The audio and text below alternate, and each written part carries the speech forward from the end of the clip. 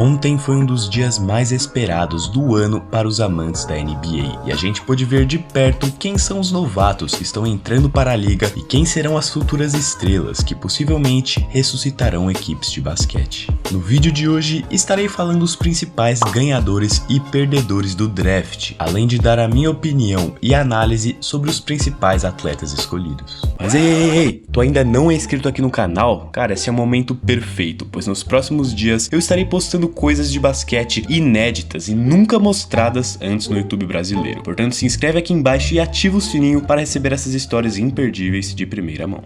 Com a primeira pick no draft da NBA de 2020, o Minnesota Timberwolves escolheu Anthony Edwards e para mim foi um baita de um acerto. O único porém é que ele recentemente deu uma declaração bastante polêmica. Ele disse que não é tão ligado assim no basquete e que não gosta muito do esporte, que não assiste basquete, né? Ele disse que ele prefere muito mais o futebol americano. Chegou até a dizer em uma entrevista logo antes do draft que se a NFL decidisse chamá-lo para sua liga e draftar ele no futebol americano, ele simplesmente se aposentaria do basquete. Fora isso, ele é um jogador muito completo, cara. Eu acho ele simplesmente o melhor jogador desse draft. Eu acho que o Timberwolves acertou, porém a gente tem que ver como será o comprometimento dele com o esporte e com a franquia, né? Porque se ele não estiver se dedicando completamente ao basquete, eu acho que ele tem grande chance de flopar na NBA, de não dar tão certo. Mas veremos como será a sua dedicação e como será o seu desempenho no Timberwolves. Mas para mim, ele é sim o melhor jogador desse draft.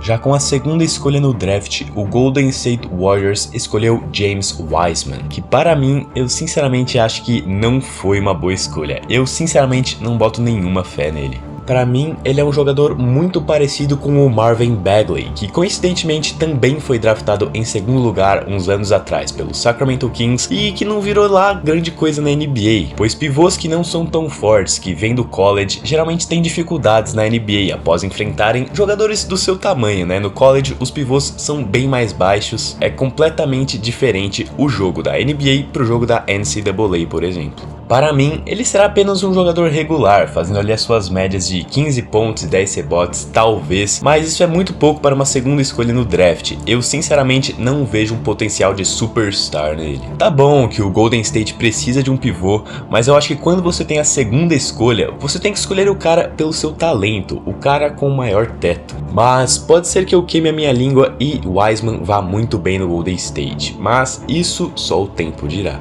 Agora, para mim, um dos grandes ganhadores do draft de 2020 foi o Charlotte Hornets, que draftou LaMelo Ball com a terceira escolha. Para mim, foi uma ótima pick, pois embora LaMelo não seja uma garantia de sucesso ou de bom desempenho, eu acho que ele era disparado o melhor talento disponível na terceira escolha. E como eu disse antes, nas picks do top 5, sempre tem que escolher o cara pelo talento e com o maior teto, e eu acho que LaMelo Ball se encaixa perfeitamente nesses quesitos. Nos Charlotte Hornets, LaMelo terá logo de cara as chaves do time, assim como Trae Young teve no Hawks, porém, obviamente, com um elenco limitado, o Hornets ainda assim não irá muito longe na primeira temporada. Eu prevejo o LaMelo tendo médias individuais muito boas, só que sem elas se traduzirem necessariamente em vitórias. Eu acho que ele vai ter uma primeira temporada bastante parecida com a de Trae Young há uns anos atrás no Atlanta Hawks. Um time que dará as chaves a um jogador muito inexperiente e jovem e que certamente não terá o necessário para levar o time aos playoffs ou a uma posição um pouco mais alta. Um grande ponto de interrogação para a próxima temporada dos Hornets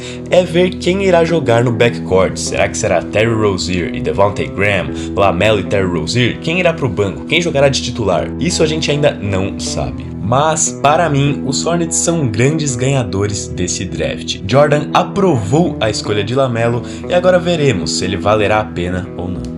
Agora, com a quarta escolha no draft, o Chicago Bulls escolheu Patrick Williams, e ao meu ver, foi o maior perdedor do draft de 2020. Eles escolheram um cara que era freshman na faculdade, é verdade, porém teve médias muito fracas para ser escolhido em quarto, de somente 9 pontos, 4 rebotes, 1 toco e 1 steal por jogo, jogando em média 22 minutos por partida.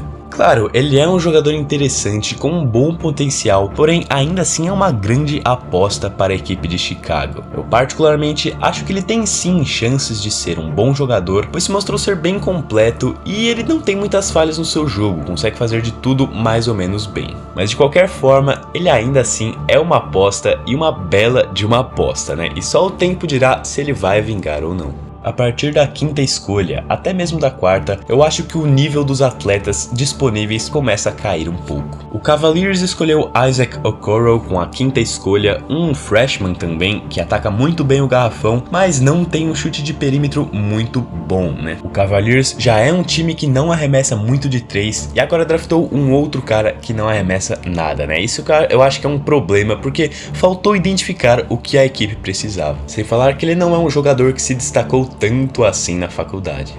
Já o Atlanta Hawks escolheu um cara da mesma posição de John Collins com a sexta escolha. Um jogador que foi inclusive companheiro de time dos irmãos Ball na high school, no Tidal Hills, e ele, o Okongwu, chegará para Atlanta para disputar a posição de power forward e dar um gás nos rebotes e no garrafão. Também não sendo um cara que arremessa muito de longa distância. Com a sétima escolha, os Pistons escolheram Killian Hayes, um armador alto francês muito interessante que distribui muito bem o jogo. Hayes jogou na liga alemã no passado e teve médias razoáveis de 7 pontos e 3 assistências por jogo. Porém, como eu sempre digo, cara, essas estatísticas não devem ser levadas tão a sério, pois jogar profissionalmente na Europa é muito mais difícil do que jogar college, por exemplo. É outro jogo completamente diferente que não privilegia tanto assim um individual e ensina muito os jovens sobre o jogo coletivo. Geralmente quem vem de lá tem um QI de basquete bastante elevado que os ajuda a se dar bem na NBA. Mas no caso de Hayes no Detroit Pistons, só o tempo dirá se ele vem para arrebentar mesmo.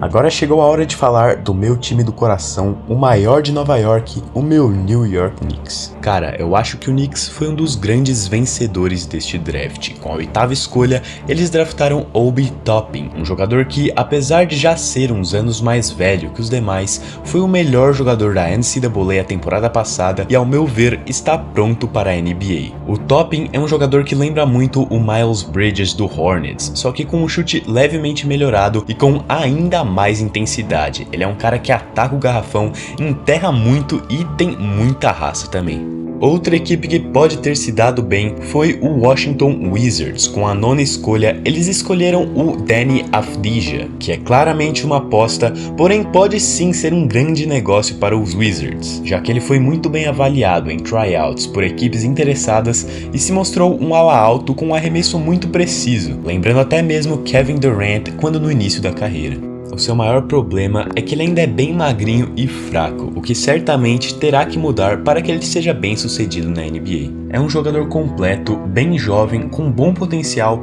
mas ainda assim é uma aposta pensando a longo prazo. Fora essas, não houve mais nenhuma outra escolha muito interessante, talvez com a exceção de Cole Anthony na 15ª para o Orlando Magic. Ele que era um jogador muito bem cotado no início do ano, mas acabou caindo conforme o passar do tempo e foi, ao meu ver, até mesmo subestimado pelas equipes. Dos armadores desse draft, para falar a verdade, ele é quem eu mais gosto. Era um calouro na faculdade, um jogador muito jovem, teve excelentes médias de 18 pontos e 4 assistências por jogo, além de ter se mostrado completo ofensivamente, mas mesmo assim acabou sendo escolhido somente em 15º.